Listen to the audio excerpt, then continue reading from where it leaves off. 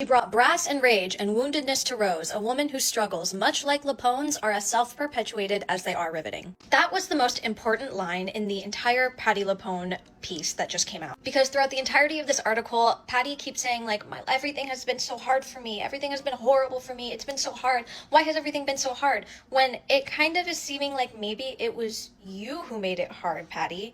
Don't come for me for this opinion. But I really think a lot of Patti's gripes and a lot of her issues are very much self-imposed.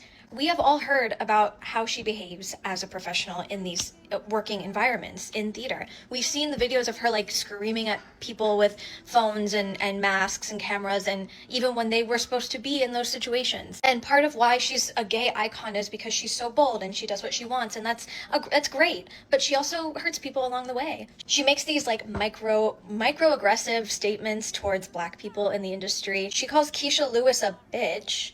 She is very rude about Audra McDonald in Gypsy, which is a role that Patti LuPone herself was known for back in the day. Back in the day, Patti! At one point in the article talking about football players, she says, "I only like them in their spandex and their dreadlocks."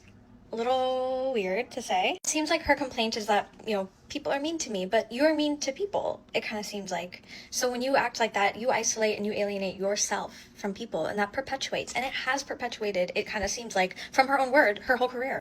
I love Patti, she's iconic, but I think we have to stop this idea that just because you're iconic and talented, that you can behave however you want, and you can say whatever you want about whoever. Do I think she's never going to work again? Of course not. She will continue to work. But I think it's important that we don't just ignore that people are behaving this way. And I don't think we should be allowing people to just get away scot-free with this. And I at least think there should be a dialogue and a discourse about how this kind of behavior and treatment of people and, microaggressions against Black people is just not okay. It's just not okay and not normal. Like somebody else on this app said, get therapy. Get therapy. Okay, a lot of her gripes happened like 30 years ago. Everything's been hard for her. She has like 10 houses. She's fine, okay? And I'm tired of hearing about how everything's been so hard for her.